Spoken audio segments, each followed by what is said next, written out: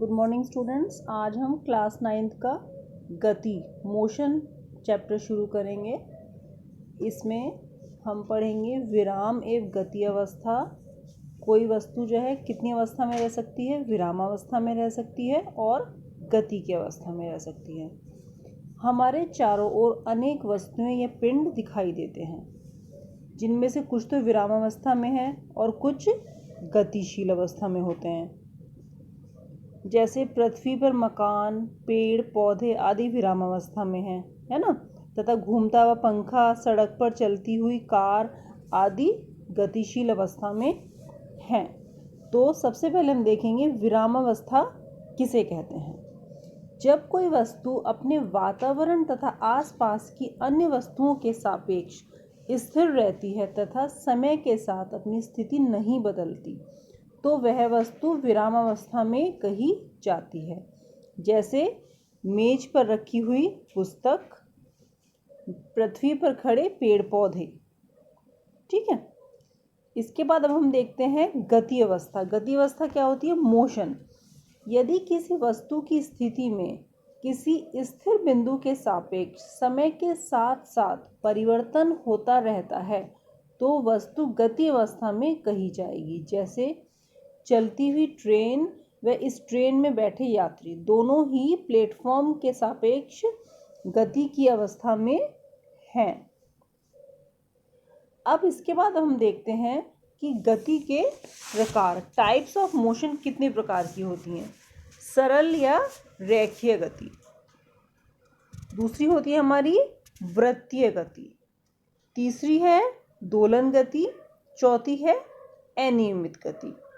सरल या रेखीय गति क्या होती है? जिसमें गति हमारी सीधी होगी।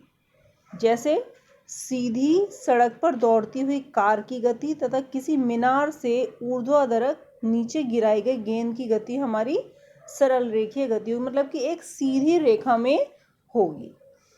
वृत्तीय गति या वृत्तीय गति सर्कुलर मोशन, मोड़ पर किसी साइकिल सवार की गति। सर्कुलर मोशन मतलब कि गोले में गति।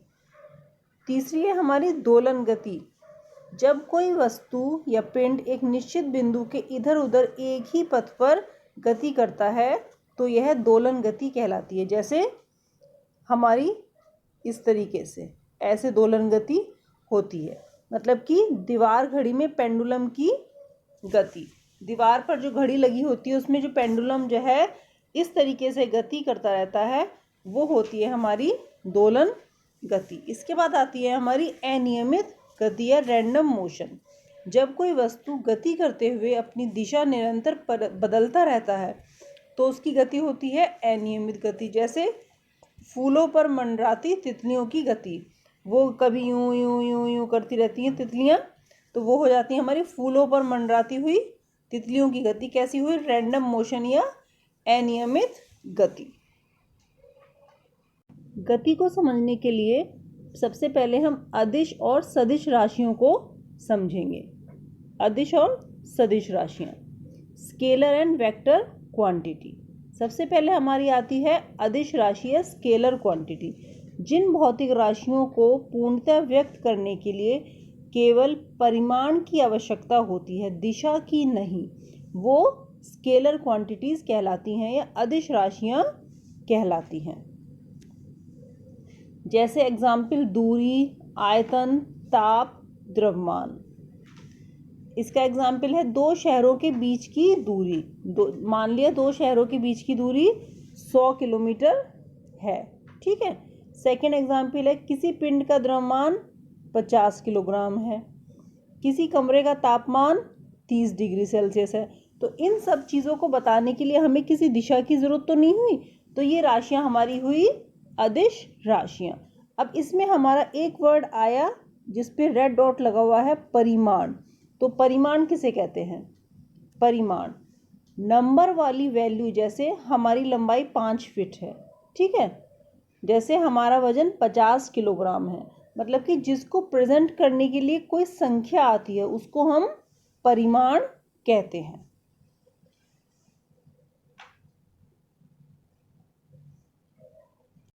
इसके बाद हमारी आती है अब सदिश राशि या वेक्टर क्वांटिटी। वेक्टर क्वांटिटी जिन भौतिक राशियों को पूर्णतः व्यक्त करने के लिए परिमाण व दिशा दोनों की आवश्यकता होती है उनको हम वेक्टर क्वांटिटीज कहते हैं या सदिश राशि कहते हैं। एग्जाम्पल विस्थापन, वेग, त्वरण। इसको हम एरो से डिनोट करते हैं। जैसे ये एरो हो गया हमारा, तो एरो के आगे वाला होगा इसको कहेंगे हम हेड और इसके पीछे वाले पार्ट को कहेंगे हम टेल। तो सदिश राशि में हमें दिशा की जरूरत होती है, विस्थापन, वेग, त्वरण। इसके बाद अब हमारा आता है फिजिकल क्वांटिटीज ऑफ मोशन। इस चैप्टर में हम क्या क्या पढ़ेंगे? डिस्टेंस पढ़ेंगे, डिस्प्लेसमेंट पढ़ेंगे, स्पीड पढ़ेंगे, वेलोसिटी पढ़ेंगे, यूनिफॉर्म और non uniform motions, acceleration, graphs, equations of motion. तो सबसे पहले हम पढ़ते हैं डिस्टेंस या दूरी। किसी गतिशील वस्तु द्वारा किसी समय में तय किए गए पथ की लंबाई को उस वस्तु द्वारा चली गई दूरी कहते हैं। इसमें हमें दिशा का ज्ञान नहीं होता है, मतलब कि इसमें हमें दिशा की जरूरत नहीं होती है।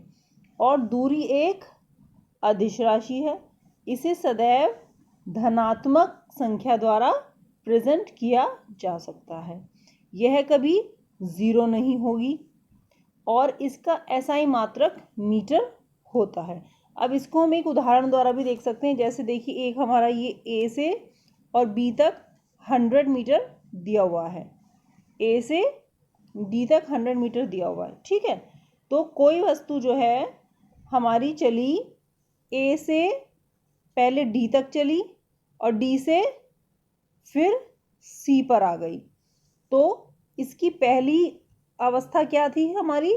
A और लास्ट अवस्था क्या हुई यहाँ पे? C। तो डिस्प्लेसमेंट, डिस्टेंस या दूरी क्या हुई हमारी? A से C तक। तो इसकी दूरी हुई A से C तक। इसने कितनी दूरी तय करी? A से C तक तय करी। अब इसके बाद हमारा आता है विस्थापन या डिस्प्लेसमेंट। किसी निश्चित दिशा में किसी गतिशील वस्तु की प्रारंभिक व अंतिम स्थितियों के बीच की न्यूनतम दूरी को हम वस्तु का विस्थापन कहते हैं। यह एक सदिश राशि है। यह पॉजिटिव, नेगेटिव और जीरो भी हो सकती है और इसकी SI यूनिट मीटर है। इसकी SI यूनिट मीटर है। इसको भी हम एक एग्जाम्पल द्वारा देख सकते हैं कि जैसे A से D तक दिया हुआ है, तो इसमें हमें मतलब दोनों चीज़ चाहिए होंगी, दिशा भी और परिमाण। इसको डिनोट करने के लिए दोनों चीज़ें चाहिए होंगी। The shortest distance between initial position and final position is called displacement. Initial position और फाइनल पोजीशन के बीच की दूरी को हम कहेंगे डिस्प्लेसमेंट या विस्थापन। जैसे एक वस्तु है कोई, यहाँ x से, ये हो गया x, यहाँ से चलकर यूं यहाँ आ गई और ये हो गया आपका y। तो डिस्प्लेसमेंट इसका क्या हुआ? चाहे ये किसी भी रास्ते से आई हो, x y, ये हो गया इसका डिस्प्लेसमेंट। तो अब हम देखते हैं दूरी और विस्थापन में अंतर। डिस्टेंस और विस्थापन में अंतर क्या है? किसी समय में गतिमान वस्तु द्वारा तय किए गए पथ की लंबाई को हम दूरी कहते हैं। किसी समय में गतिमान वस्तु की अंतिम व प्रारंभिक स्थितियों की न्यूनतम दूरी को हम विस्थापन कहते हैं या डिस्प्लेसमेंट कहते हैं। दूरी में केवल परिमाण होता है। विस्थापन में परिमाण व दिशा दोनों होते हैं। इसमें हम दोनों चीज़ के द्वारा ही इसको प्रेजेंट कर सकते हैं। दूरी यह एक अदिश राशि होती है और विस्थापन यह एक सदिश राशि होती है। दूरी यह सदैव धनात्मक होगी, मतलब कि पॉजिटिव होगी, और विस्थापन यह धनात्मक, ऋणात्मक अथवा शून्य भी हो सकती है। शून्य किस तरीके से हो सकती है? जैसे कोई एक वस्तु यहाँ ए से चलकर पहले बी पर गई, ठीक है, अब उसके बाद फिर बी से फिर वो दोबारा फिर ए पर आ गई, तो विस्थापन क्या हुआ, विस्थापन उसका 0 हो गया ना, पहले ए से चली थी और दोबारा फिर वो ए पर ही आ गई, तो यहाँ पर विस्थापन उसका हो गया 0, ठीक, यहाँ पर इसका विस्थापन हो गया 0। तो इस तरीके से ये टॉपिक हमारा कंप्लीट होता है। तो आपको अच्छे से समझ में आ गया होगा।